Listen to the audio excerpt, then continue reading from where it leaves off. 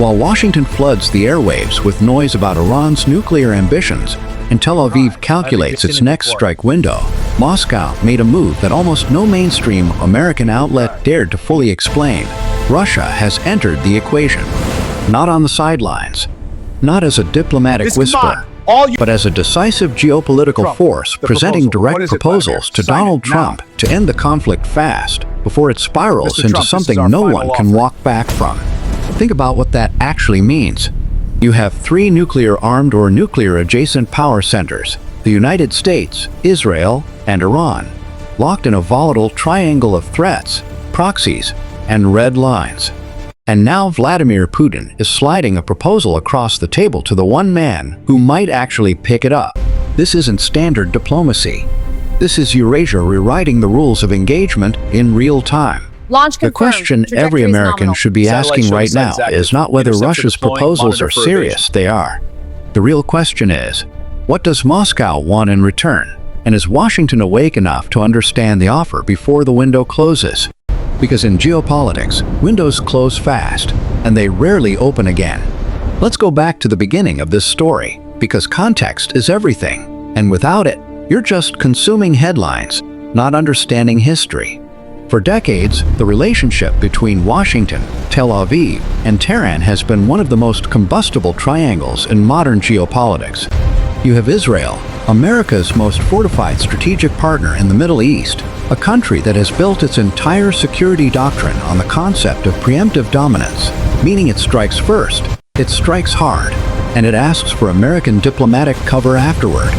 Then you have Iran, a civilization state with over 2,000 years of cultural memory, a country that has been living under American sanctions since 1979, a country that has watched its neighbors get invaded, destabilized, and restructured by Washington's foreign policy machine. And then you have the United States itself, a superpower that is simultaneously Israel's protector, Iran's most powerful adversary, and a nation that is, whether it admits it or not, deeply exhausted by decades of Middle Eastern entanglement. These three forces have been circling each other for years. And now Russia has walked into the center of that circle. Here's what most American commentators are missing when they talk about Russia's involvement. They frame it as interference. They frame it as Moscow trying to embarrass Washington or protect its own regional assets in Syria and elsewhere. And while those motivations are real and should never be dismissed, they are only part of the picture. The deeper truth is that Russia's entry into this conflict dynamic is not just tactical. It is strategic at the highest civilizational level.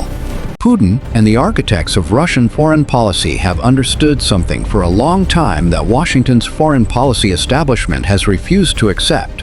A full-scale war between the United States, Israel, and Iran would not produce a winner. It would produce a catastrophe, one that destabilizes the entire arc from the Persian Gulf to the Eastern Mediterranean, sends energy markets into freefall, triggers refugee crises that dwarf anything Europe has seen since 2015, and potentially ignites conflict corridors that touch Russian borders directly. Moscow doesn't want that. Not because Russia loves peace as an abstract concept, but because Russia is a rational state actor that calculates consequences before it moves. So what exactly are these proposals that Russia is reportedly presenting to Donald Trump? Let's be precise here, because precision matters. From what has been communicated through diplomatic back channels, Russian proposals essentially revolve around a framework of mutual de-escalation. The core idea is straightforward, even if the execution is enormously complex. Russia is telling Washington, we can use our existing lines of communication with Tehran, which are real, which are functional, and which America currently does not have, to bring Iran to a position of negotiated restraint on its nuclear program, in exchange for a credible pathway toward sanctions relief and security guarantees that don't require Iran to completely dismantle its deterrence architecture. At the same time, Russia is signaling to Washington that Israel needs to be reined in from conducting unilateral strikes that could trigger the very Iranian escalation everyone claims to want to avoid. In other words, Moscow is offering itself as the indispensable mediator, the one power that can talk to all sides without being dismissed as an enemy by any of them. Now, is Donald Trump listening? This is where it gets genuinely fascinating, because Trump is not a conventional president, and that unconventionality cuts both ways. On one hand, Trump has always had a psychological and political attraction to the idea of being the deal-maker, the man who wins wars, who closes impossible negotiations, who does what his predecessors couldn't. He left the Iran nuclear deal, the JCPOA, in his first term. He called it the worst deal ever made. But in doing so, he created a vacuum that Iran filled by dramatically accelerating its nuclear enrichment program. Iran today is far closer to nuclear threshold capability than it was when Trump tore up that agreement. So the irony is sharp, and it is real. Trump's maximum pressure strategy pushed Iran exactly to the point where military options become more terrifying and diplomatic options become more urgent. Putin knows this. And Putin, who reads his adversaries with cold precision, is essentially handing Trump a political lifeline disguised as a geopolitical proposal. Because think about it from Trump's domestic political calculus. If Trump can broker, or even appear to broker, a framework that pulls Iran back from the nuclear edge, that prevents an Israeli military strike that could ignite a regional war, and that does all of this without American soldiers dying on foreign soil, is an enormous political victory. It is the kind of foreign policy win that gets written into history books. And Trump, whatever else you think of him, wants his name in those books on the right side of history.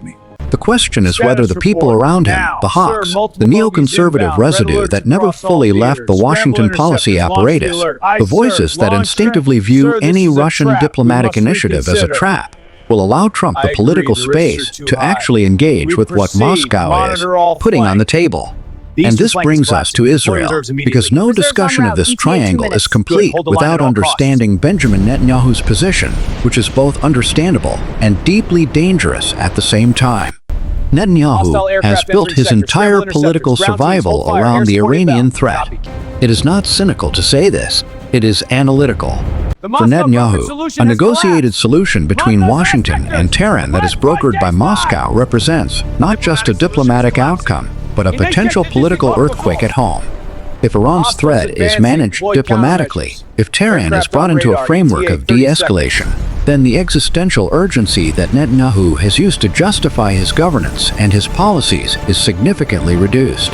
This is why Israel will push back hard against any Russian brokered framework.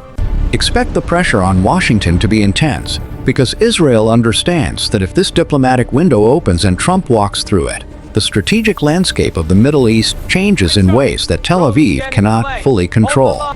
But here is the ground reality that supersedes all of the political theater. Iran has approximately 60 kilograms of uranium enriched to 90% purity, weapons-grade material.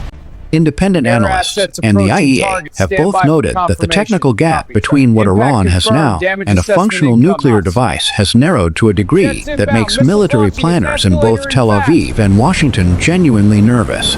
An Israeli strike on Iranian nuclear facilities, even a successful one by military standards, would not destroy Iran's nuclear knowledge. It would not eliminate its scientists, its institutional memory, or its determination. What it would do is guarantee that Iran makes the political decision to formally weaponize, something it has so far stopped short of doing. It would also likely trigger a missile and drone response from Iran and its allied networks across Lebanon, Iraq, Yemen, and Syria that would engulf the entire region in a level of violence not seen since the worst years of the Iraq War. Russia sees this clearly. China sees this clearly. And somewhere in the corridors of the Trump administration, there are people who also see it clearly, even if they can't say it loudly enough yet. So the real story here is not simply that Russia has entered the conflict. The real story is that Russia has entered with something genuinely rare in today's geopolitical environment, a coherent, rational off-ramp. Whether Washington has the strategic maturity to take it, whether Trump has the political courage to override his own hawks, and whether Israel can be persuaded to step back from the edge of a military adventure that could consume the region, those are the questions that will define the next chapter of this story. And that chapter, whether Americans are paying attention or not, is being written right now.